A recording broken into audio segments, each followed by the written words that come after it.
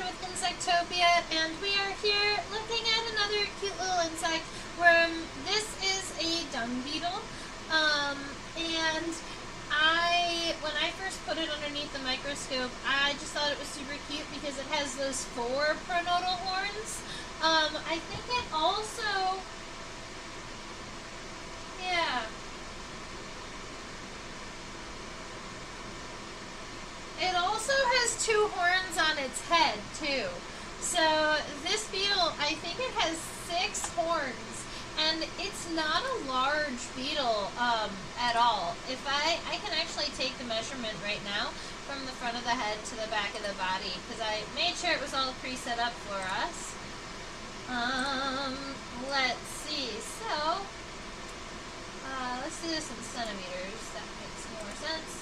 Alright, so this beetle is 1.3 centimeters long from the front of the head to the back of the abdomen, which means it's not an absolutely itty bitty tiny dung beetle, but it's not the biggest either. I kind of, when I look at it, I think of it as kind of like almost the size of my like thumbnail is what I think of it as.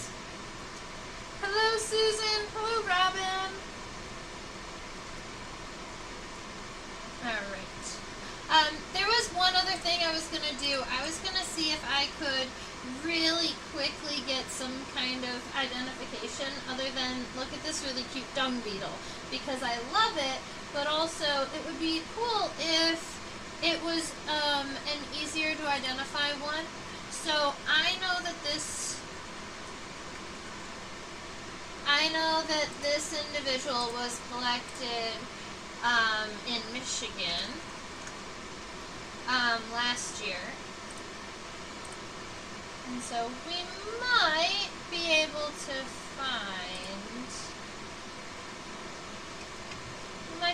find it quickly.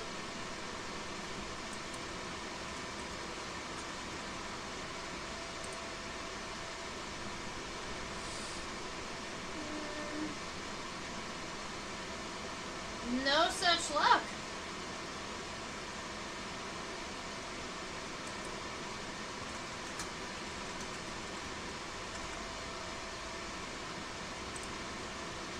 This beetle might have had me tricked.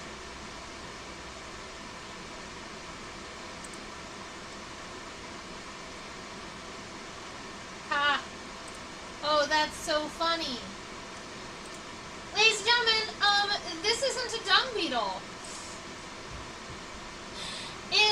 This is an earth-boring beetle. You don't see them as commonly, so it wasn't even a beetle that I had kind of considered that it could be. Their body shapes are very similar to dung beetles, and so I don't even know if I could tell you the biological difference between the two. I would have to personally look it up. But what this is an earth-boring beetle, and specifically it's Bruner's earth-boring beetle. Let me get you that name. Bruner's.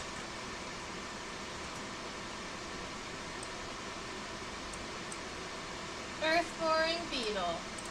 Cool. And while you all are writing that up, I'm gonna change the title of this video.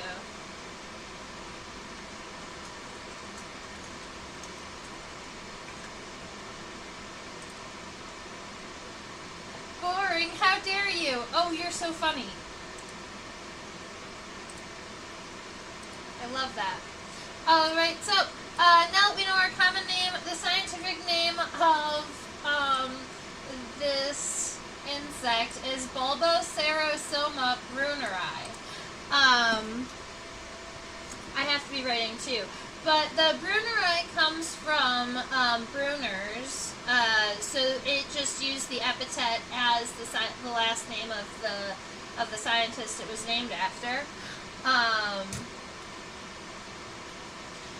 Bulbo, I would assume, is rooted in the word bulbous, but I love Susan's connection to Bulbasaur. Yeah, I think bulbo is gonna be kind of rooted, it feels rooted in, like bulbous.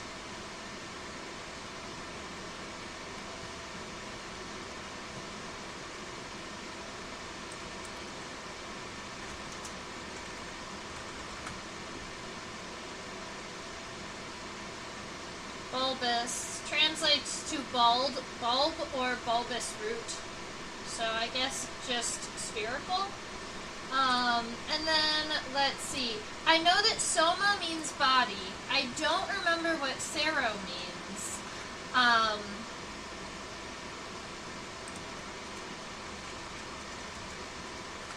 Does anyone else? Seros is horn. Oh, look at you. Oh, that makes sense. Like rhinoceros. Oh, that's so cool. Thank you for sharing that with me. So, like bulbous horns, body. Maybe they're talking about how it has a bulbous body with horns. Bulbocerosoma. That's fun. All right, Bruners.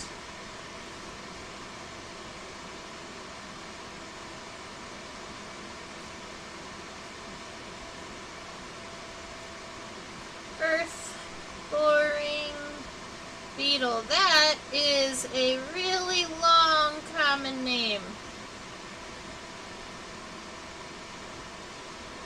And then our scientific name.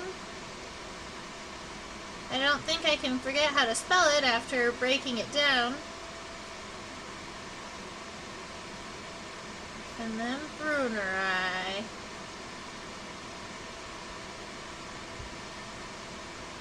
Cool. Oh, Susan mentioned that it's rooted in Greek and not Latin.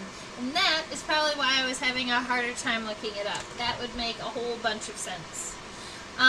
Because I would like to draw this beetle laterally. I like its really nice arched back, and I want to get that in a sketch. So I'm actually going to be turning my paper sideways so that I can get that situated. Here we are. And then, just like always, we're going to get kind of an outline and an idea of what shapes we're working with first.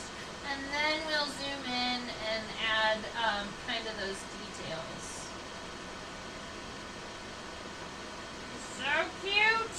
I can't help myself, this thing is adorable.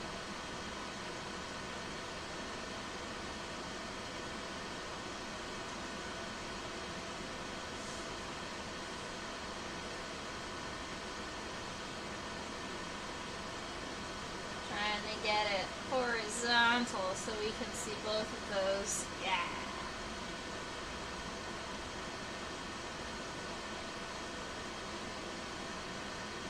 That's so cool.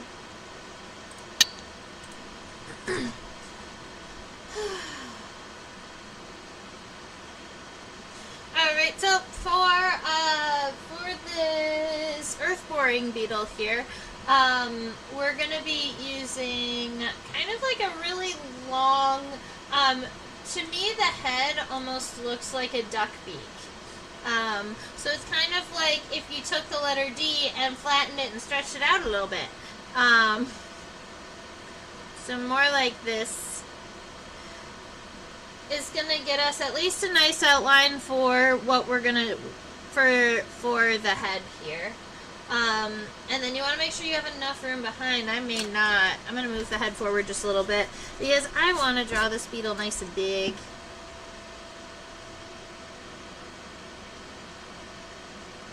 Okay.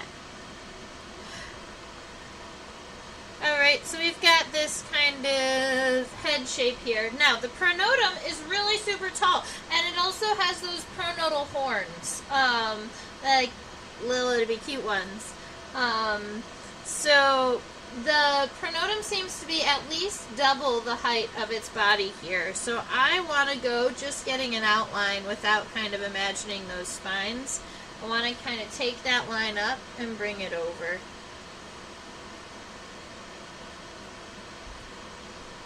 Alright, at that point, once you've got this line coming around, that's going to be kind of right about at the end of the pronotum, and instead of coming straight down with it, we're going to kind of just angle it inward a little bit. That's going to give that space for the elytra there, and giving that shape right off the bat also gives us the ability to kind of modify that if we see fit. But that'll work right there. Now we're doing the pronotal shield. So this is the top of the first segment of the thorax. And so there is going to be kind of this like little bottom corner here. And then it's going to cut over. And then you'll have this kind of nice rounded edge. This also starts what I like to imagine as kind of like a lateral line. It lines up kind of the bottom of the compound eye here down along the bottom of the pronotal shield here. And then if I was to continue this line backwards straight, the elytra do kind of come up and come down, but will eventually meet this line, right, that's lined up with this here. So if that's helpful to you, for when we're right here drawing our elytra, we're going to be trying to kind of align the bottom of them as a straight line here. Boop. So, right around here, you can come up just a little bit, but mostly, aw, he's a little long, he needs to be a little stubbier.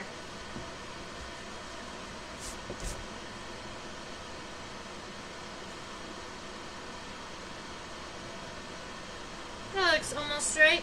And then I need to make sure that I come up with the elytra. That's going to look like they come out right around here, which is just past this curve.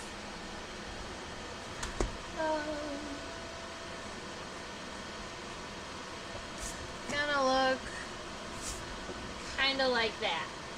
So now we've got a head, we've got the pronotum, these are the elytra here. The rest of these pieces that are kind of underneath, these are mostly leg pieces. Like you can see that big chunky guy that's kind of like this a little bit. You can give that kind of extended view. Maybe you make it a little bit shorter, kind of come more straight at the beginning and then arch back. Yeah, that's better. So you want it to be more up and down in the beginning. And so you've got some kind of shape like this, which is going to be the coxa of your front leg. And then there is some kind of underbody happening here. It's not totally, there's like not anything happening here. So you could kind of darken out a region, but we've got the coxae that sit kind of like this. They're sitting at this angle. Like that. And then the hind ones are a little bit flatter. I don't know if that makes sense to you. We don't need to get too much into these, but I was just trying to kind of imagine where they might be. This one has to come up quite a bit. So I'm going to move these forward just a skosh. Boop.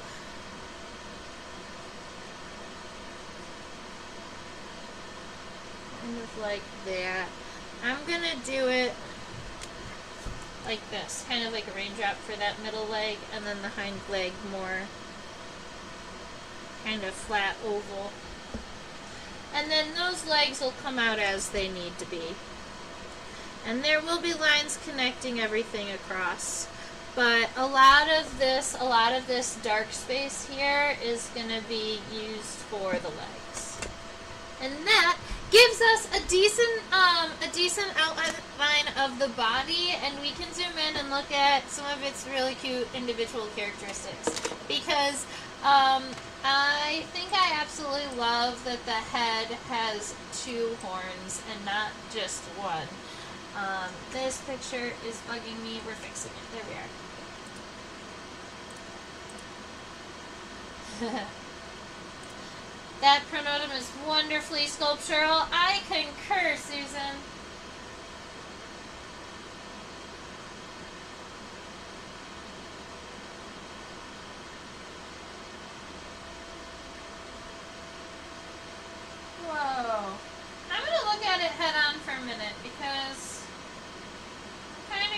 just what exactly is happening here. Okay, so we can see, oh, it's a little bit dark for you. Let me, overexpose your image so the darks are a little bit more visible. Yeah. So, you can see things like, looking at it head on, you can see things like, these are the mandibles up here in the front. They're kind of smooth. And then its labrum, or its upper lip, is right here. It's kind of this little rectangular shape that kind of has a notch in it. And it's got all these little itty bitty cute hairs. It almost looks like it could have a mustache. And then in between what this would be the upper lip, and then right here, which we would, this region of the head, I believe we would call that the clipius. But this right here, there's a cute little horn. And because it's in the clipius region of the head, I kind of wonder if we would call it a clipial horn, or if that would just be silly. And then it almost looks like there's, ooh, that changed the focus for you too. Sorry, I forgot about that.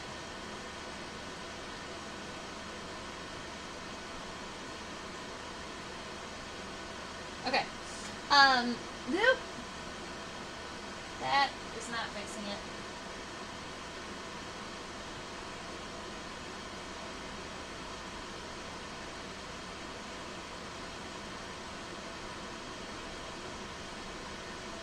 There we go. Now we're getting somewhere. Okay. Sorry, guys. Oh, right, so we've got this horn here, but then when you see it comes around and there's this like little squared off point here, that's where the mandibles are kind of tucked into the head. I could probably even zoom in a little bit so you can see this. Because it's adorable and I want you to see it. So, then right here, that's that center horn. So it's not pointed up in the front. Even though from the side it's going to look kind of pointed. We might even make it a little bit boxed off from the side because look at that. It's just like a little rectangular guy. The front one is actually a pokey one, but this horn, it's more like a spatula. And I love that for him. Then over here, this is a little bit of compound eye. I think that we could see these a little bit better if I focus just a little bit down. Right here is the compound eye. And you do have a little bit of the head sclerite here that comes around and blocks off a bit of the eye. So when we're drawing it, it's almost going to look like, from a lateral perspective, it's going to have one eye on the top and one eye on the bottom because you've got this piece of the head that kind of is like a shelf. It does go on top of the compound eye though. The compound eye is not actually divided in two like in other beetles. So there is that. Let's see. Tifa wants to know how much she missed, and we haven't really got into the really fine detailing yet. We've been just chatting about the insect, which is an earth-boring beetle. This is the scientific name, and then we just did a pretty in-depth look at the front view of the head because I wanted to see what the horns looked like from the front, and I thought that it would be helpful to see them from a front before we drew them from the side. Because I always find that heads are easier to draw head-on than they are kind of from this perspective. But it should still be a whole lot of fun. Look at how cute that little bounce are. I can't help myself. It's too cute. Alright. Okay. We got this. We got this, guys. I wish I had drawn him bigger. I want to draw all of these really, really fine details. Okay.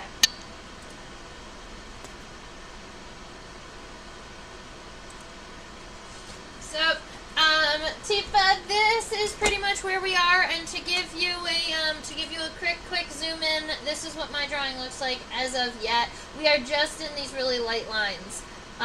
So you can take a screenshot of that. You can take a picture of it. 3, 2, 1. All right. Fabulous. So, way up here in the front of the head, let me get rid of Terry. We don't need him for a minute. Right up here in the front of the head, there is, I like to add the compound eyes first, but that one is going to be tricky on this specimen in particular. But we do know that the compound eye is directly in line with the edge of this pronotum. So right here, that corner, that's the corner of your pronotum. So you can use that point, that's right here, to kind of guide your drawing. I made my head almost a little bit too tall. We're going to be slowly shifting it down so that the compound eye can actually be above and below that line. There's a part of me that wonders if this beetle has to see above and below anything. I mean, because of the significant split on the head,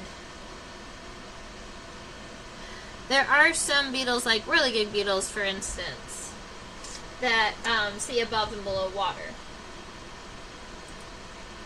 Sorry, brain was disappearing. Okay, so now we're looking here, and I'm just trying to kind of gauge where this compound eye is going to be.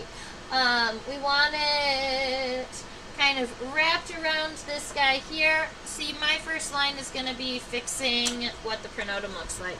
So, the back of the head is going to be more like this, where it kind of comes in at a sharper angle and then arches over. So let me see, I'm going to go grab my pen right here. Alright, so it kind of comes over at an angle, and that's what I'm going to use to outline my compound eye, which is going to come out from the back of that, up and around and back down. Kind of this size is what we're going with. But I wanted to draw it in pencil because I also want to put that little shelf that's going over the compound eye. You can see it from this angle. It kind of just almost looks like a little, it almost looks like an exoskeleton finger just kind of right over top of the middle of the eye. So I'm going to erase just that edge and give it, bloop, let's see, that little shelf in the center of the compound eye. And with all of those things, I think that this can now be kind of inked in a little bit. Yeah, happy about that. So we've got a compound eye happening. You can, if you want, go ahead and crosshatch within the compound eye. You know that I do that regularly. I don't know if I'm going to do that with this one. I'd need a kind of a thinner pen. So for the top of the head, instead of just having this kind of thinner line, we're going to kind of come down at an angle, but we need to give it that horn. Now, we noticed that that horn was not exactly pointed. So make sure that it is, it's kind of flat on the top.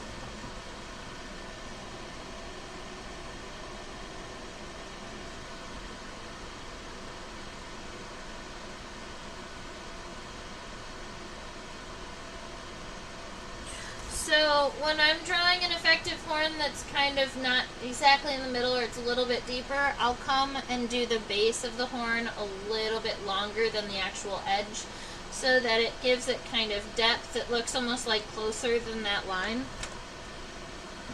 And then you've got another little itty bitty horn. It's just this one. It's almost like a turned lip. It's almost like a little bloop. And I love that because that's actually going to be the edge of the head before we get down to into mouth parts. So if I'm just looking at the headlines, this is the headlines of the newspaper. No, I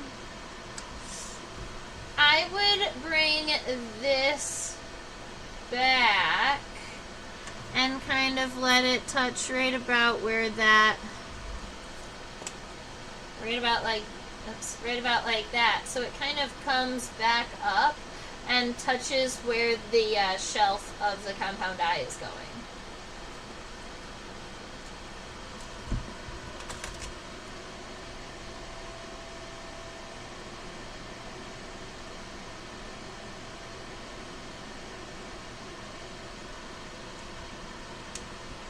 Alrighty, so we have that sorted, but now we need those mouth parts down there. So if we're looking at mouth parts, this right here, this piece right here that comes out and goes to right about this point here, that's the mandible. It starts wide, way up here to right about down here, and then it comes down to a point. Alright, so that's your mandible. You've also got this other mandible on the other side. It's a little bit out of, well, it's a lot of bit out of focus on the other side. And then, right here in the center, that's that labrum. We were calling it the upper lip. It looks like it has a mustache. This is how you spell labrum.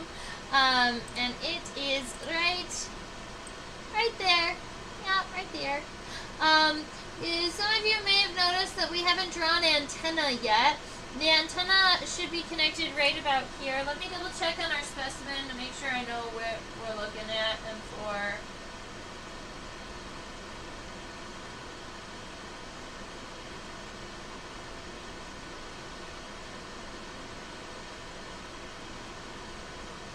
I think that it might be easier to see on the other side. Let me go look really quick. They're not. That's fun. See, I did see them earlier, so now I'm going to have to remember at what angle I saw the antenna.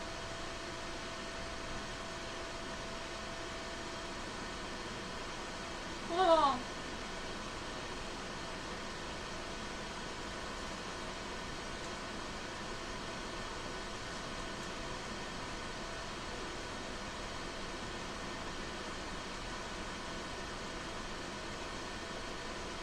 We might just have to look for the antenna, we might just have to look for the antenna in a minute. We might have to try again later.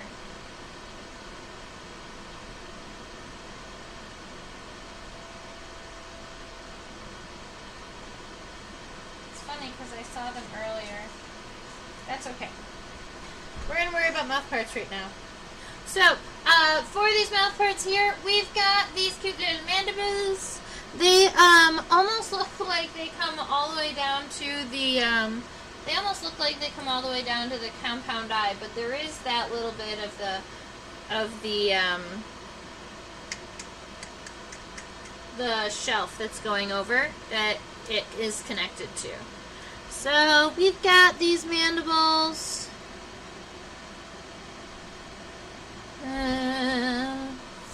Coming up around front.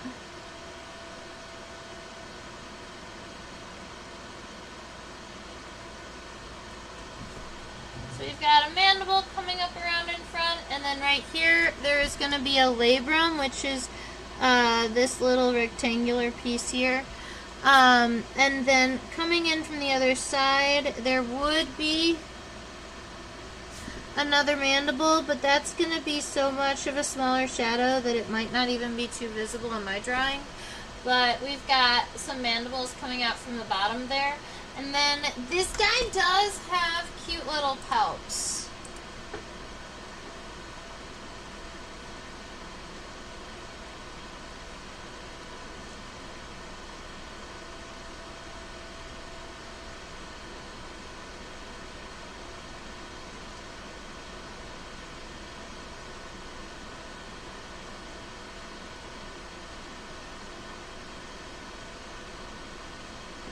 I wonder if you can see them.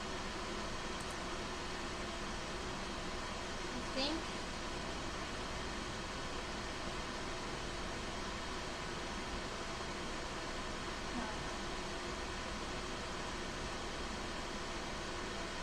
There you are.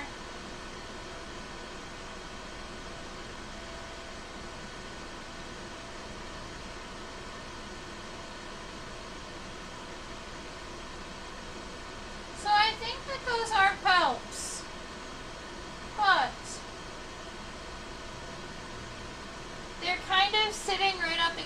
mandibles, so it makes them kind of almost difficult to distinguish them from each other. They almost look like they are two segmented here. From what I see, I would call these pelts. And then we're looking at right here, one and then two. So there's one kind of longer one short one, and they are coming out from right around at the base of the mandibles here. Right underneath the mandibles would be a mouth part called the maxilla. So these would be maxillary pelts. And that's 1, 2 segments. And then we did find the antenna. They are right, I don't know if you've seen them yet. These are capitate antenna. Ooh. It might be lamellet.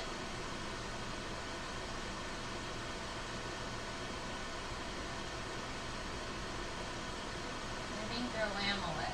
These are lamellet antenna. And what I mean by that is that at the end there is a club, but that club can be closed or it can be open. And in this specimen, the club of this lamellet antenna is right here. It's that big bulbous part. There is a bunch of series of small segments here that go to the base of the head here. Now, I am going to see if I can modify our view here so that you can see this at a little bit, maybe a little bit closer, maybe with a little bit better lighting.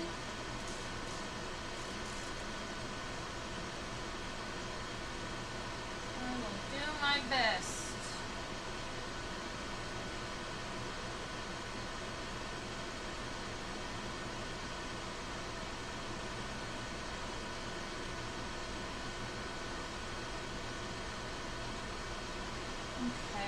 Terry, get out of the way.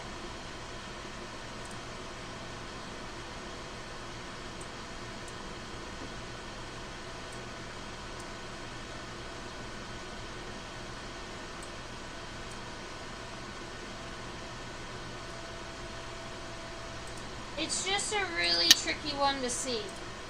So here's, I'm gonna draw it with you, and you know what? I actually might be able to, okay, here, I know what I can do.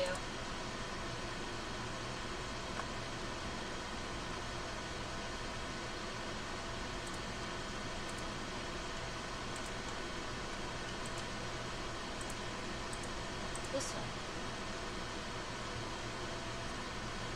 This one. Alright.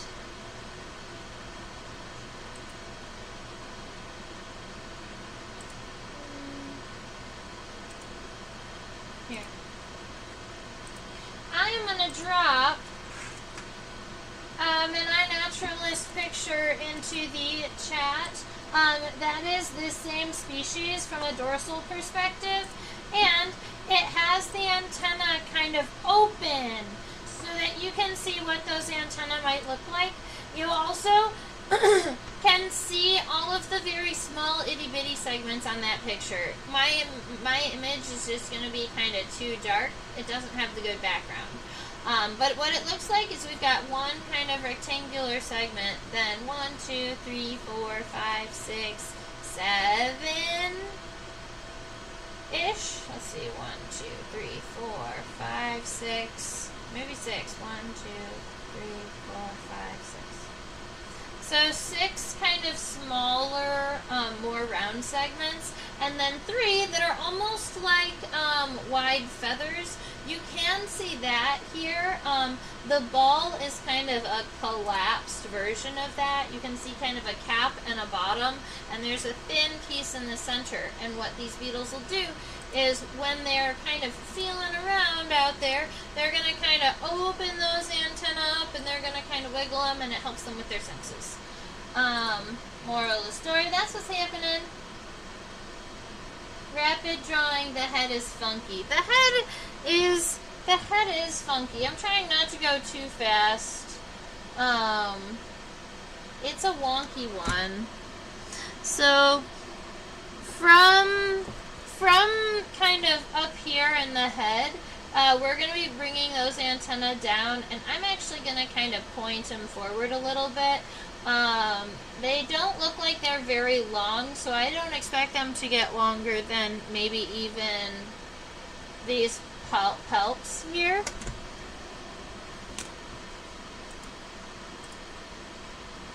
Although in the image they are a little bit longer, so maybe these ones are pushed back a little bit.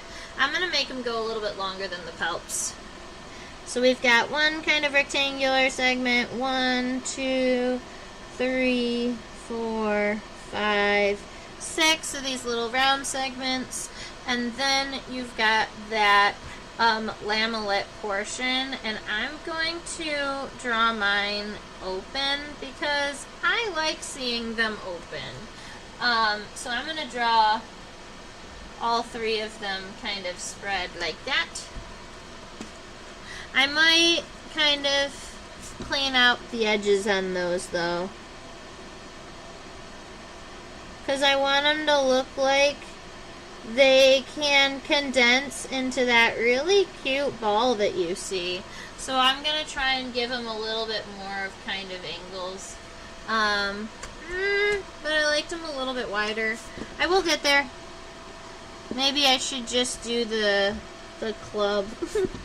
Let's see. 1, 2, 3, 4, 5, 6.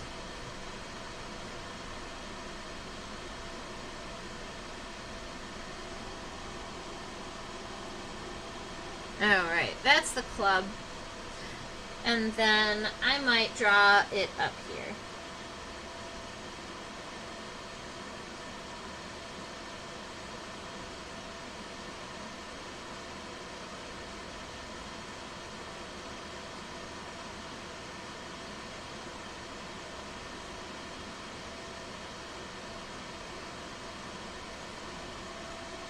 I don't know. Alright, I'm going to take the rest of this head stuff that I haven't inked in and just get those outlined really quick. And then we can move on to the rest of the body. Keep in mind this head was just kind of very small, so it was a little bit trickier. I think that detail work like this is just a little bit trickier when the subject is smaller.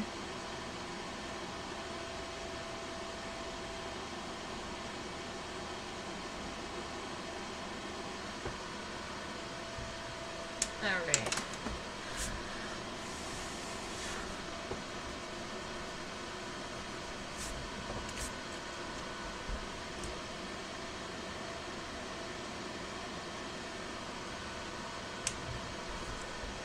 So that's what we're going with for now. I think it looks kind of cute.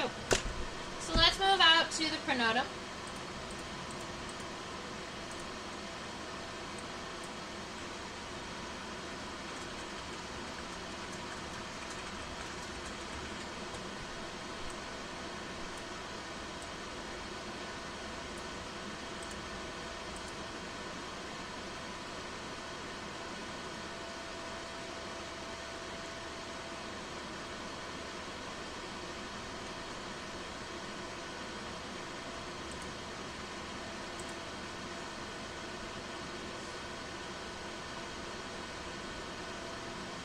Alright.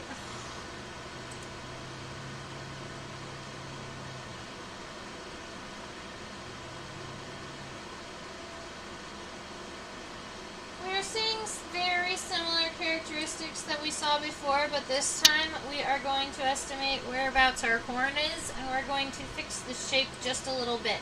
So, as you're looking at your sketch, one of the things that I'm going to notice is I kind of want to cut this corner down and kind of round it out a little bit. So while I'm playing with these lines, I'm going to use a nice light pencil, and then we will go back over it. But I'm thinking I wanted to round that out a little bit, and then up here at the top, instead of it being so round, I'm thinking I want the top, at least the top third, to be a little bit more flat as we kind of organize these shapes. Coming around through, back, loop, and then the head. Instead of it coming absolutely straight, I am going to let it curve just a little bit up in this center here. So I think, alright, so let's get these horns in place now. I'm just going to do the close horn and the median horn. I know that the third horn is slightly visible from this point, but I think that might add a little bit too much confusion to my sketch. So, I'm going to align that top horn right about here, it looks like.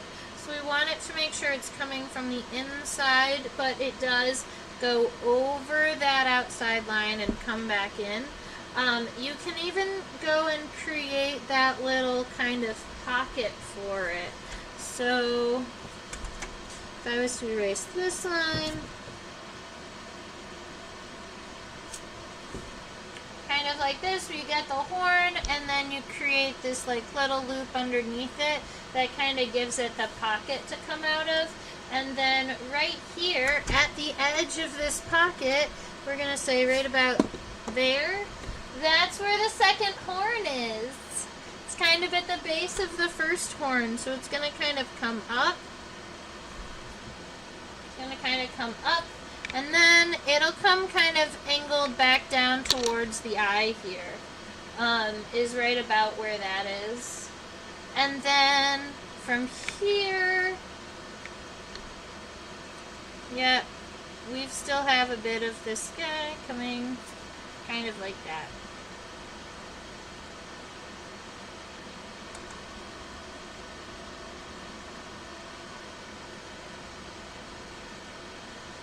I think that if I connect these lines, it looks too much like a side and not kind of more, going more forward. So I'm going to leave it kind of open like this. Alright. This also might be a little bit too big, but I kind of loved it that way. But admittedly, I think it's more like this. Okay, let's try. We're going to start over here at the edge of this eye. I think that's where it makes sense. Coming angled up just a little bit. We've got that little bit of a hook here. About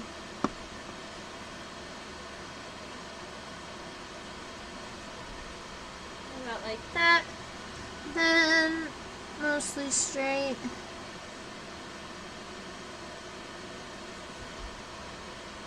Okay. Horn.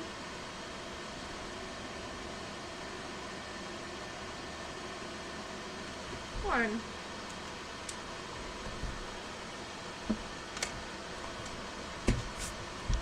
I think it gets the point across, and it's super cute. Alright, so we've got two horns. I think he's too big, but I like it. It's okay. We learn. Alright, let's get the elytra down, and then we'll come back for the legs. So, the elytra do kind of feel like they're coming down at an angle really hard, but that's just because they start kind of high in the pronotum here, and then they come down to that lateral point, right? There is also a kind of nifty double line right here along the edge of the pronotum, so I'm going to go ahead and add that too. Let's see. I think I'm actually pretty happy with my start points and kind of where they end. So I'm just going to go over this, and then we can add the punctations.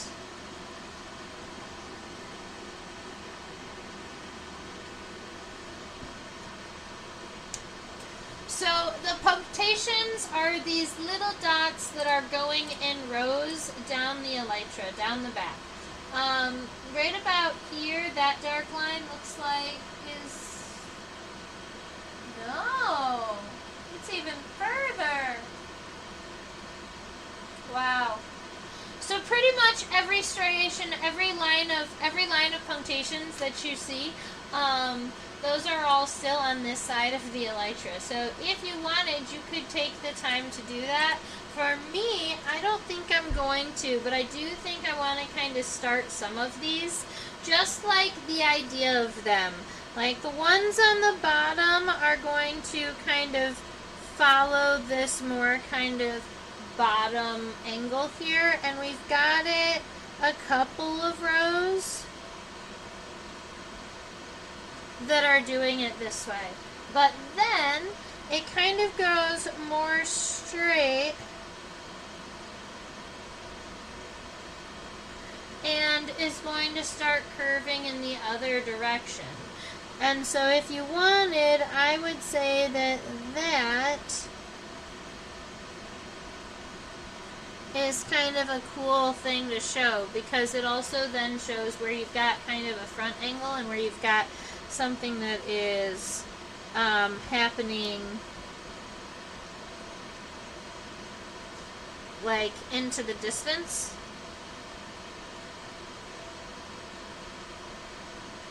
But I'm not gonna do this entire back. I'm just gonna,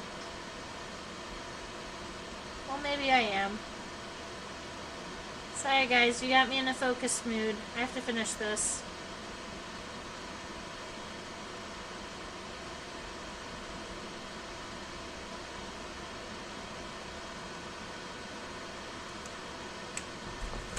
Something like this, where these bottom ones start angling down, and then at some point they actually start going up. I mean, he's cool, cute. Alright, so at this point we've got a head, we've got a pronotum, we've got the elytra. There are a whole lot of legs to draw, a grand total of 3 that we have to draw.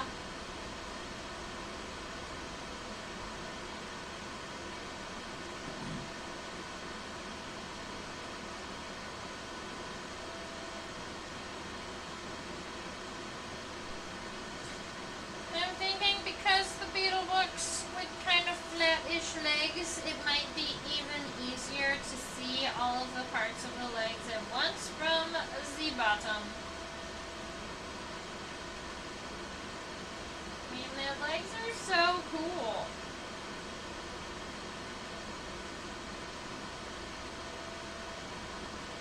I'm gonna worry about those tarsal segments momentarily. Look at these tibia!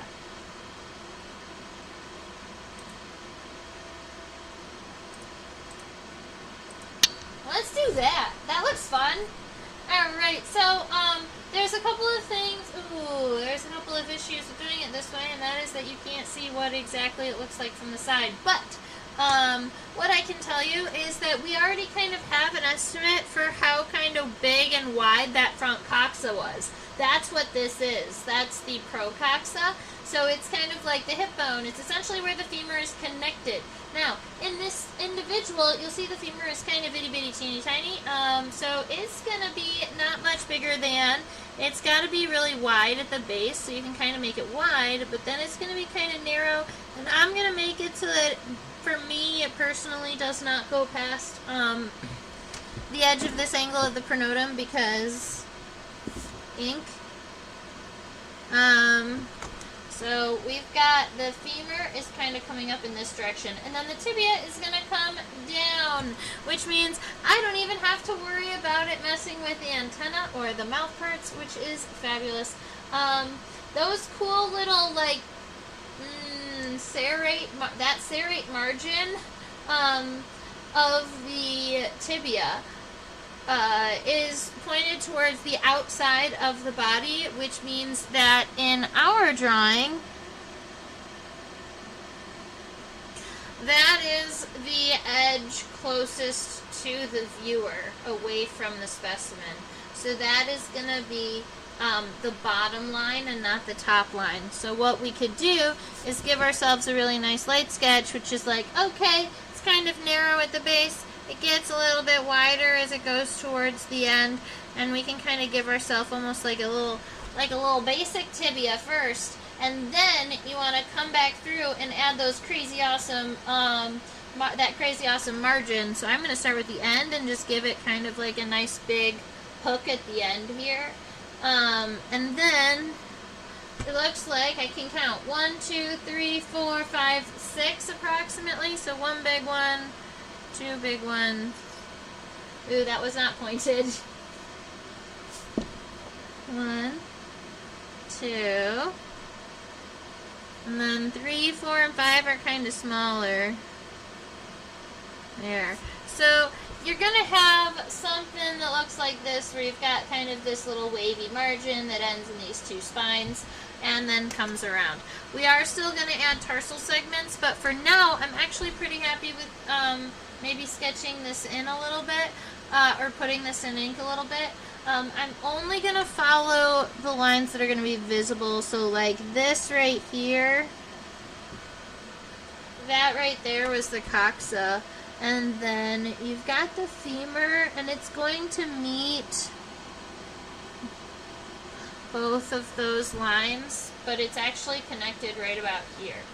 And then the tibia, it is going to have tarsal segments momentarily.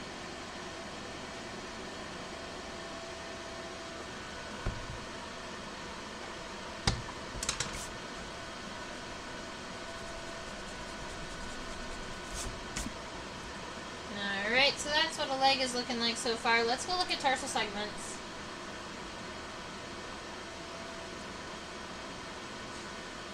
It's funny because I don't know what exactly happened with the front tarsal segments, but they both decided to like be doing this. The leg was like, no, stop it!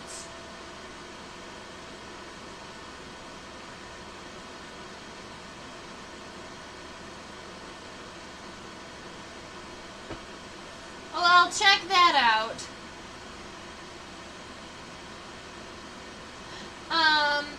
When we are looking at it from a lateral perspective, we are looking at it from the bottom, which is this jagged part here,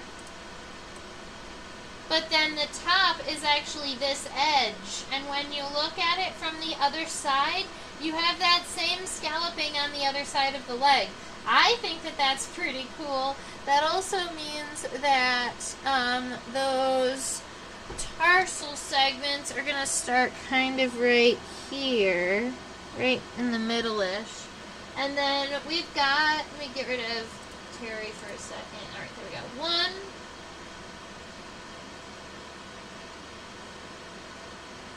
oh, is there one small one down there? I feel like it should be 5. I feel like there's a little small one down there. So it's 1, 2, 3, 4, 5, and then claws. 1, 2, 3, 4, 5, and then claws. Cute so far. Alright, let's go ahead and look at the middle legs and the hind legs. How's everybody doing? Is everyone able to keep up? We've been a little quiet today, but that's okay. Hi, Midley.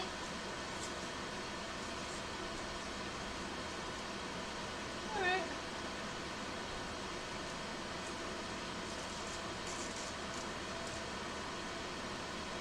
I drove to Richmond, Virginia and back last weekend. That was lots and lots of fun. I got to handle mow the curly hair tarantula with people.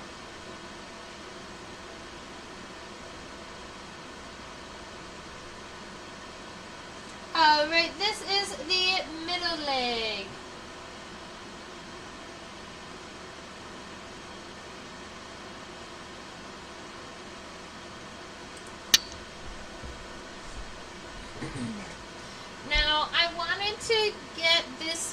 of it first because I want to make sure that you can kind of see where the body's at. So this coming down here and then crossing over, that's going to be the bottom of the abdomen. Tifa says she's here and keeping up. Thank you, Tifa, for still being here, hanging out with me, responding.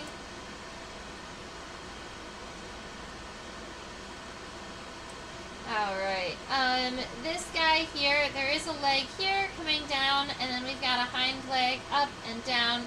We will get those tarsal segments eventually.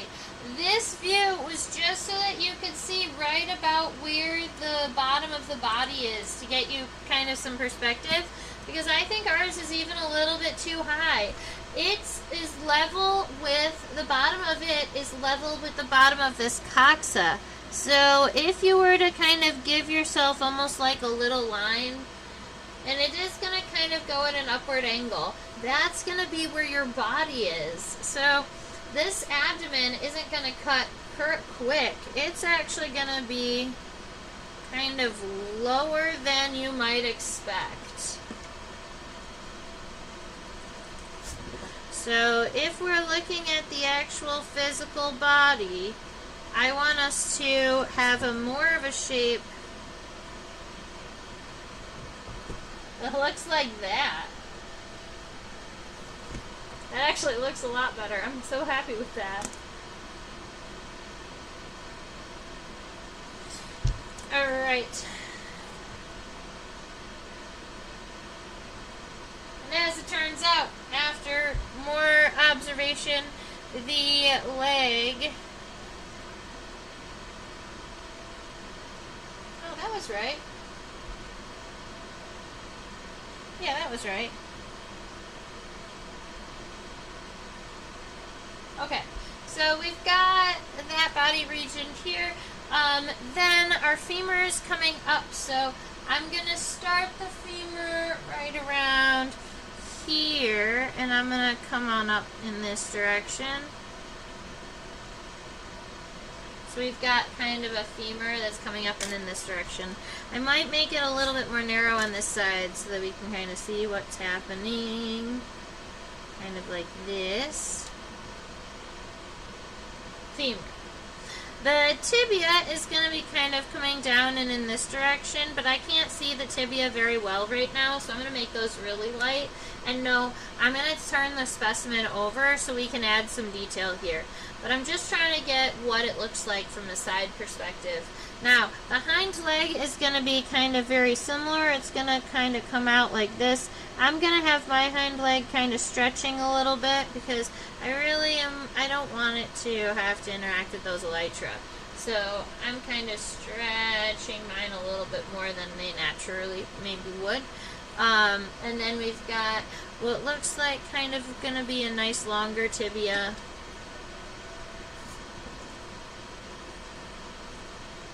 And then there will be tarsal segments that are going to be kind of in this angle. But now let's flip it over and see what those details look like. So this is kind of what we are looking like from a lateral perspective. I might actually have made this hind leg just a little bit bigger. Maybe I'll still make it chunkier, but we've got some details to figure out. That's our rough before we flip it upside down. He's so cute. Flippy flip flips. I pinned this beetle on Tuesday.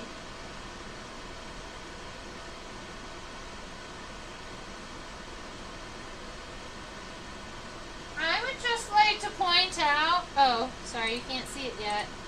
I would just like to point out how absolutely adorable this little itty bitty abdomen is.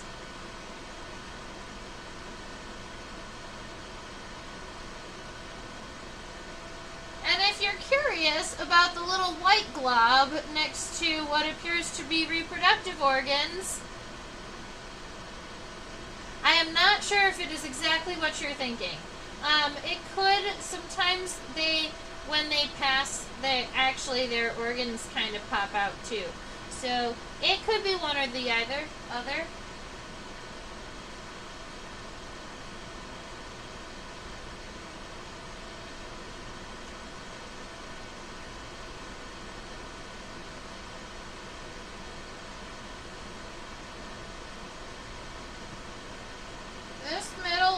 fits so smoothly against the side of the body that it is tricky to see.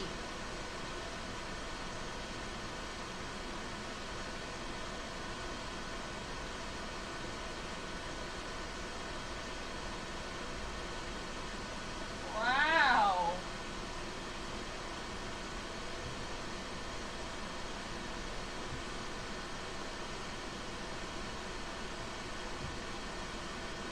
The hairs on the belly. Yes. This beetle has a very, very setose underside.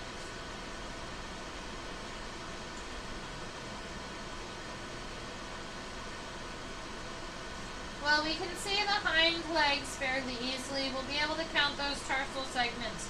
We have to see the tarsi on the front legs. The middle legs are just so well tucked into the rest of the body that I don't know if we're going to get a good visual of them. Yeah, see, that's a hind leg.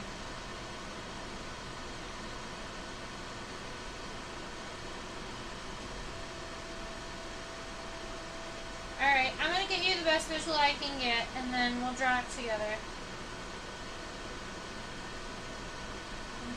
I think that was this side.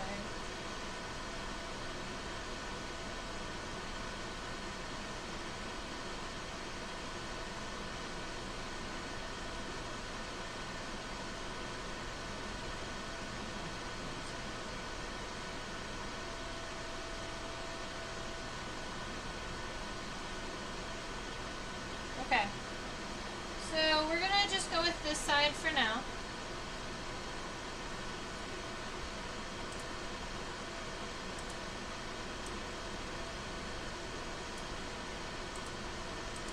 Oh no, too bright, too bright.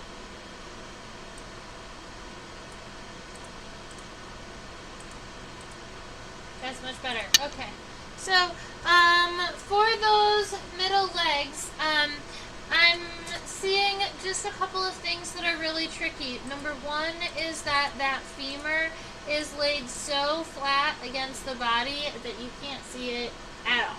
Very nothing. But what you can see is this part here that kind of comes down. You can see spines along this side. Those are spines along the tibia. Once you get right around here, that's the point. There is tube there. That's the edge of the tibia. From that point, you've got tarsal segments. Those tarsal segments are going to be similar to the front, more similar to the front leg than the hind leg. That's our moral of our story here. So I'm actually going to be keeping the femur here on this tibia. I'm going to be giving it a series of spines along the right side, which would essentially be the top, starting kind of small and then getting larger. And then along the bottom, I think I'm okay with it being flat, kind of just like on the top. You've only got those on kind of this side and that side rather than top and bottom. I hope that made sense. And then we've got those same tarsal segments on the middle leg. So you've got something along the lines of, you have 5 tarsal segments. The first one is more rectangular, and then you have 2, 3, and 4 are almost like little circular segments. And then that 5th segment is a little bit bigger than everybody else, and it's a raindrop. And it's got those 2 claws. And then I can go about and add ink to this happily.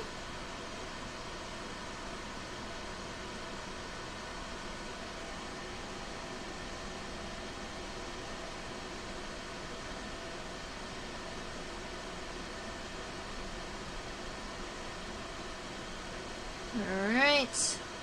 That was one boo-boo, but that's okay. 1, 2, 3, 4, 5. With the claws. Coming back, we'll do the hind legs next. But this is what my middle leg looks like so far with all the pencil underneath it. And I will finish it up when I'll erase the pencil once I get the hind done. So I don't accidentally erase ink that I need, or graphite that I need.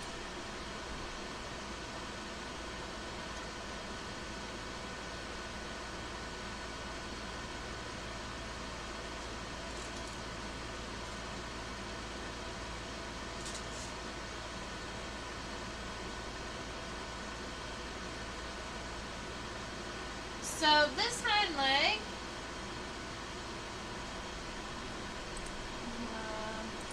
I don't think this one needs to be auto exposed.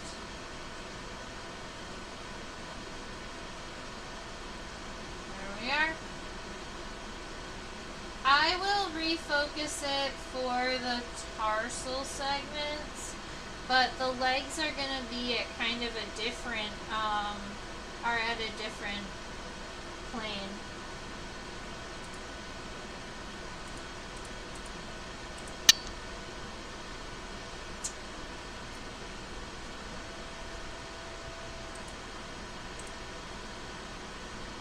Alrighty, so we've got these hind legs to deal with. They are super, super wide at the base. I might even make mine a little bit wider and then narrower towards the end. That might make this look more realistic. I was trying to decide what was wrong with it, but that's what it was. The hind leg needed to be wider, so I'm gonna make it so wide that it looks like that. Yeah. And then I'll bring this tibia down. And this tibia is very, very narrow at the base, very wide, kind of nice and pointed here, more like this. I might even make it just an inch a little bit longer. Alright, and then the spines are along the top once again. I count 1, 2, 3, 4, 5. So that is getting larger. 1, 2, 3, 4, 5. Cool. And then the tarsal segments, let's go look at those.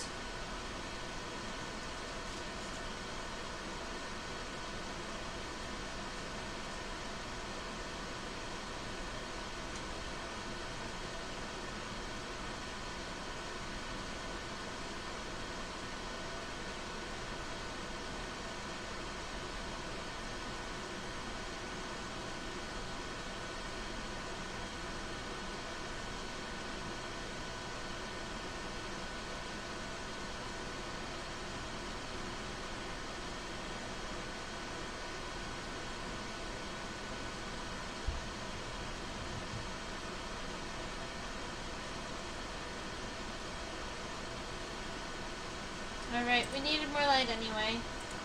Darn it. There they are. So these are the hind tarsal segments. There's one nice long rectangular one, 3 triangular ones, and then that raindrop shape. That looks like 1, 2, 3, 4, and then 5.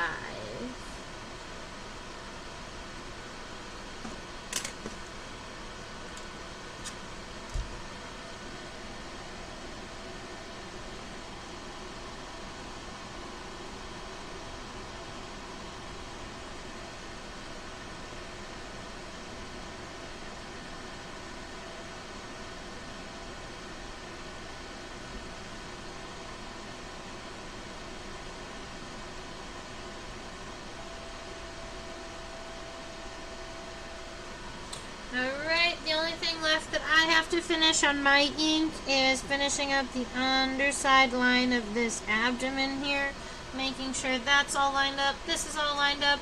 I can take an eraser to the rest of it.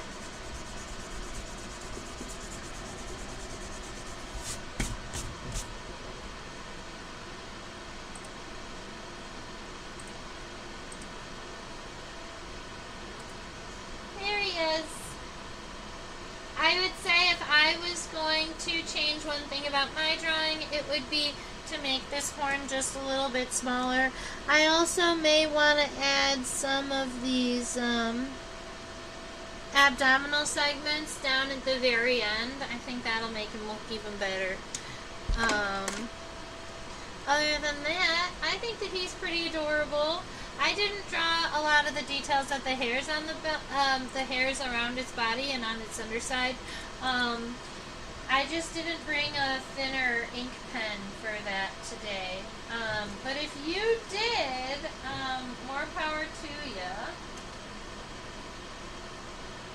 this is our beetle. And if you wanted to see another picture of the antenna that's from a dorsal perspective, I left an iNaturalist link of the picture of the species in the chat. Alrighty, questions, comments, concerns, things you enjoyed?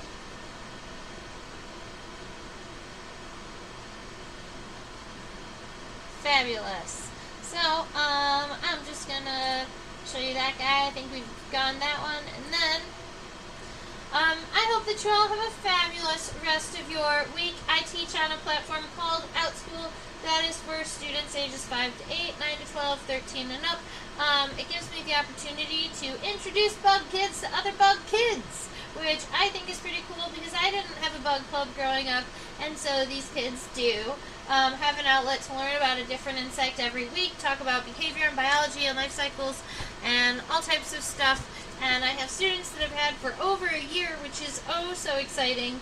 And today, my little junior bug club kids wanted to learn about hissing cockroaches because one of them had a hissing cockroach as a pet, and I just think that's the best. So we got to talk about where they're from and what they eat, and she learned all about her own pet roach. Please remember to subscribe to this YouTube channel. Please subscribe to the YouTube channel. When you do, you can chit-chat in the chat box. Robin, yes, I received your message about the book. Susan, yes, I received your message about the book.